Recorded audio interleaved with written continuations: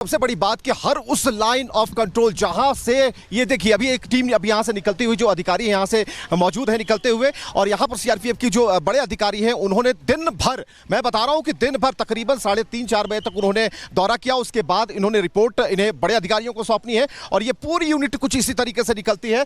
तो ये जो तरीका है, ये जो हम सिस्टम है वो हम बराबर देख रहे हैं। तो यहां पर जो तस्वीरें हैं इस पर लगातार सुरक्षा गार्ड्स ये बता रहे हैं कि यहां पर जो है यहां रहना जो है वो उनकी निगरानी में रहना होगा या फिर उनकी देखरेख में रहना होगा। वो जैसा कहेंगे वो कहेंगे, हमारी सुरक्षा के लिए बेहतर सोच सकते हैं। तो फिलहाल ऑपरेशंस लगातार जारी हैं और जैसा कि हमने कहा कि जो टीमें हैं लगातार नजर बनाए हुए हैं। ऐसा नहीं है कि यहां पर कोई मीडिया कर्मी खड़ा है तो उन्हें ऐसे ही छोड़ दे रहे हैं, बल्कि उनकी पूरी जानकारी रखी जा रही है, उन पर भी नजर रखी जा रही है। और इस यहां पर कई सारे मीडिया कर्मी यहां पर मौजूद हैं, तो किसके बारे में क्या इंफॉर्मेशन है वो सारी चीजें वो बता पा रहे हैं। जतिन ने एक रिपोर्ट की है, जतिन ने भी उन रास्तों को करीब से देखा, उन पेड़ों को देखा, उन पेड़ की जड़ों को, सुराखों को देखा है और जिन जंगलों को दिखाने की कोशिश की है वो आप भी अपनी नजरों से देखिए।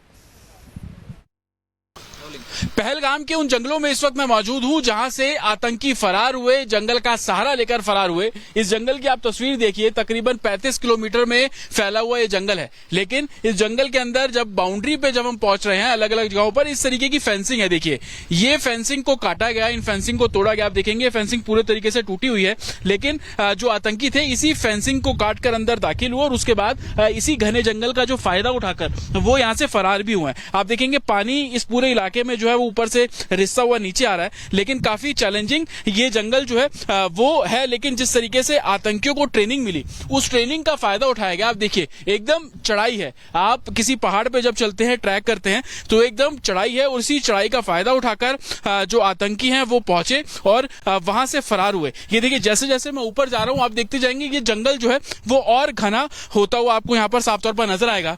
पेड़ इस तरीके से यहाँ पर बने हुए, जो आतंकी हैं वेल ट्रेंड है, इसी पेड़ के ऊपर छुपने की उनके अंदर एक तरीके से महारत है। इस तरीके की ट्रेनिंग जो है वो उन आतंकियों को दी भी गई। और आप देखेंगे जैसे जैसे मैं ऊपर जाता जा रहा हूं, हालांकि सुबह का समय है, लेकिन रात के समय आप अंदाजा लगाइए कि इन जंगलों में अगर किसी को ढूंढना है तो सिक्योरिटी फोर्सेस को कितना चैलेंजिंग रहा है। और अलग अलग जो टीमें हैं वो बनाई गई हैं, जो इस पूरे जंगल में अलग अलग जगहों पर कैंपिंग कर रही है, अलग अलग जगहों पर जाकर आतंकियों को ढूंढने की कोशिश कर रही है। और ये पूरा व्यू आप देखेंगे कि पूरा व्यू जंगलों से पटा हुआ, बड़े बड़े पेड़ों से पटा हुआ, पहाड़ियों से पटा हुआ, पत्थरों से पटा हुआ, और इसी की आड़ में जो आतंकी हैं वो खुद को छुपा रहे हैं। और यही कारण है कि चाहे वो हेलीकॉप्टर के जरिए हो, फोर्सेस ग्राउंड पर पहुंचकर इस पूरे इलाके की मैपिंग कर रही है, इस पूरे इलाके पर नजर रख रही है, ताकि आतंकियों की जो गिरफ्तारी है वो साफ तौर पर की जा सके।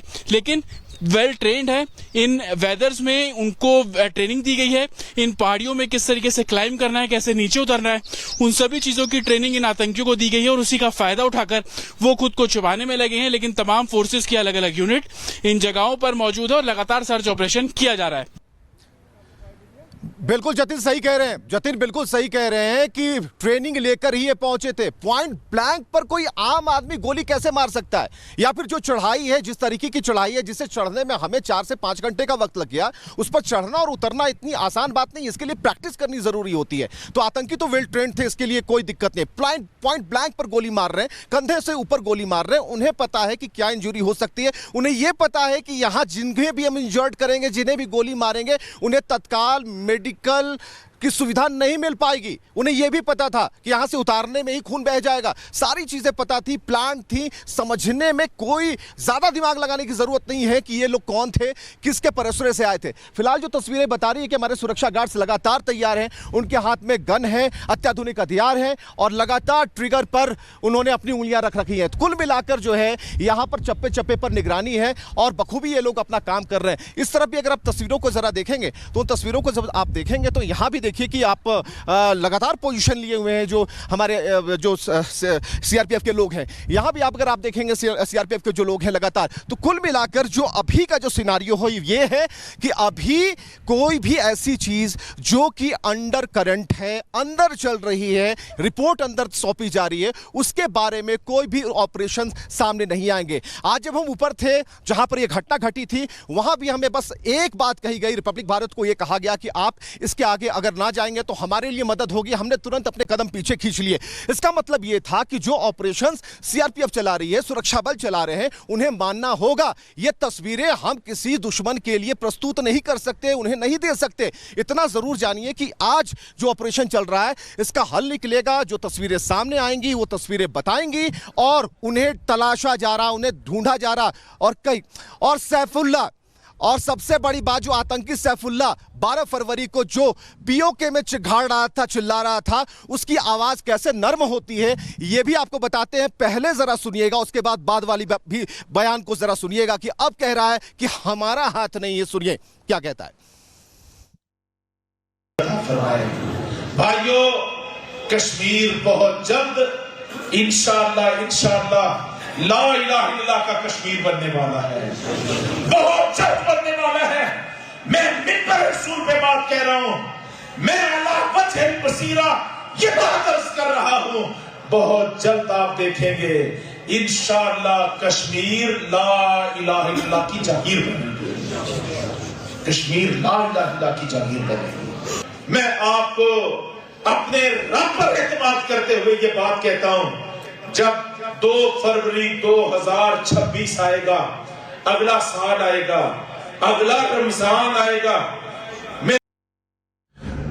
गुज़श्ता दिनों जम्मू कश्मीर के इलाका पहलगाम में जो हमला हुआ है और 27 जानों का ज़िया हुआ है, हम इसकी पुरजोर मजम्मत करते हैं। इस हमले की आड़ में हिंदुस्तान के मीडिया ने मुझे मोर्द इल्ज़ाम ठहराया, फौरी तौर पर पाकिस्तान पर इल्ज़ाम तराशी की है और गुज़श्ता 24 घंटे हिंदुस्तान का मीडिया इल्ज़ाम तराशियों पर उतरा हुआ है। तो ये भी नहायत अफसोसनाक वाक़या है। और अब हिंदुस्तान ने सिंतास मुआहदे को भी मुस्तरद कर दिया है और मुअत्तल कर दिया है और पाकिस्तान के वो पानियों को रोकना चाहता है और पाकिस्तान की ज़राअत को, पाकिस्तान की सनत को वो तबाह करना चाहता है। वो एक जंगी दुश्मन है। उसने मकबूजा कश्मीर में भी 10 लाख फौज भेज के एक जंग की कैफियत पैदा की हुई है और वो पाकिस्तान के अमन को भी तबाह करना चाहता है। तो हम हिंदुस्तान के अज़ैम को समझते हुए दुनिया से ये मुतालबा करते हैं कि वो आंखें बंद करके हिंदुस्तान की हिमायत करने की बजाय वो हक और सच के साथ खड़े हों। हिंदुस्तान की जारहियत की